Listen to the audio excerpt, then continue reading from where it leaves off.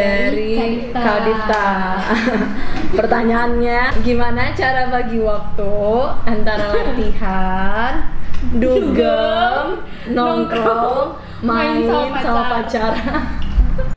Main sama pacaran gitu. Kalau pacar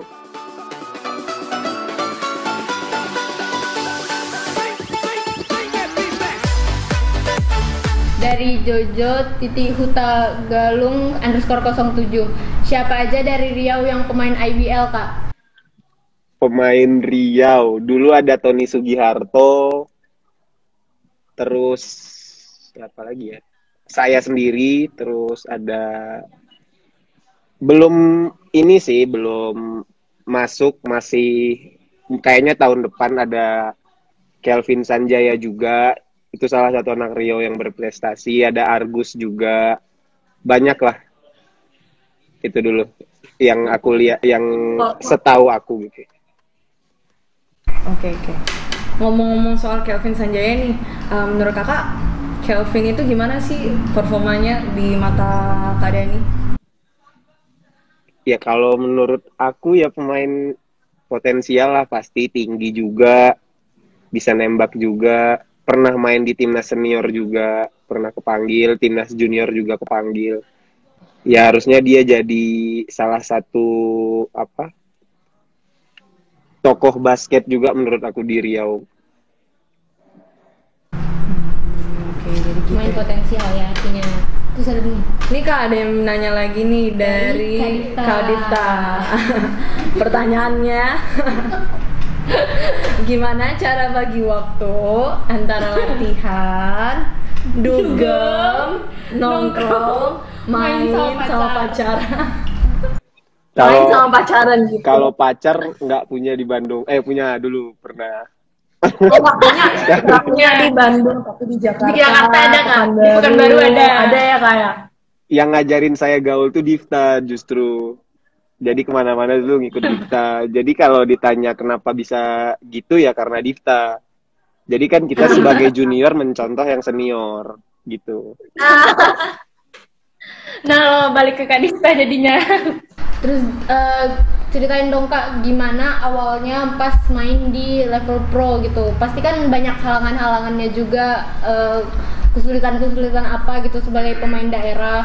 Harus menerima gitu, kalau misalkan udah kerja keras tapi hasilnya belum kelihatan, ya itu. Jadi tahun pertama tuh sedikit kayak udah ngelakuin ini belum dapat hasilnya, udah ngelakuin ini belum dapat hasilnya.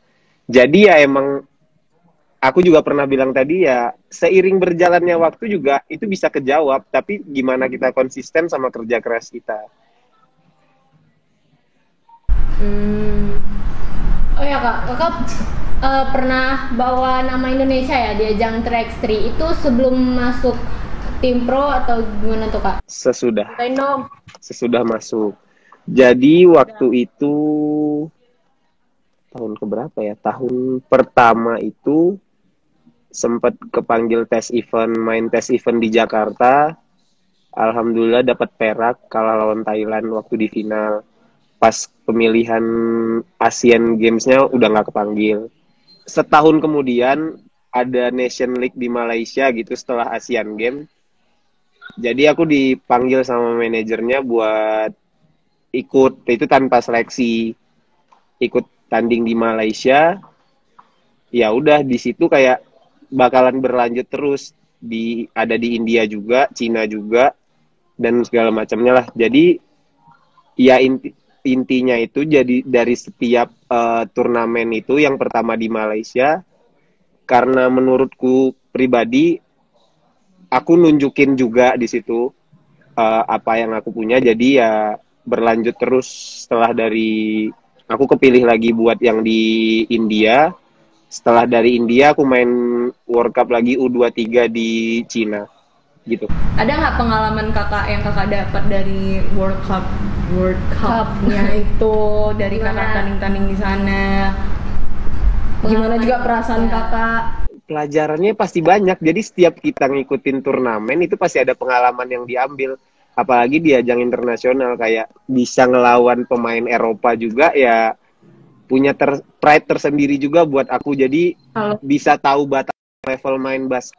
Dari Junior Dita, apa perasaan jadi idola cewek-cewek di Riau? Plus, siapa lawan yang paling sulit dijaga? Oh, yang pertanyaan pertama dulu deh, Beka boleh dijawab.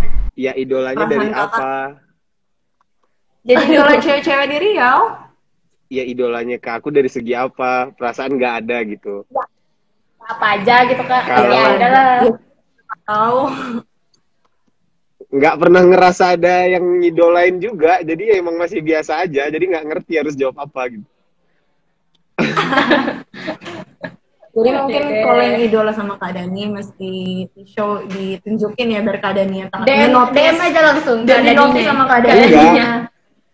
Aku nggak pernah nganggap kalau misalkan idola gitu-gitu, nggak, lebih ke temen aja. Jangan pernah kayak bilang fans gitu juga enggak, jadi kayak ya temen aja kita gitu. Nih Kak, ini pertanyaan kedua dari Kak Junior Dita ya. Siapa lawan yang paling sulit dijaga? Yang sejauh ini udah Kakak lawan. Divta Pratama. Gimana tuh, kenapa bisa sulit tuh menjaga Kak Dita tuh Kak? Nggak sulit, cuma bibir saya pecah-pecah aja kalau udah jaga dia gitu. Bibir, badan. Maksudnya gimana? Maksudnya gimana tuh? Pecah-pecah. Iya, Dipukulin ya. bukan. Kayak emang biasa main basket, gerakan basket gitu-gitu. Divta Kontak Pratama, bodinya. idola wanita, idola para junior-junior, ya Divta Pratama. Ayo Kak, ngomong-ngomong Kak Dita Pratama nih, gimana sih pas cerita suka duka pergantian manajemen pas dari Garuda Bandung jadi Prawira Bandung, itu kan pasti bareng-bareng sama Kak Dita juga dong ya? Ya.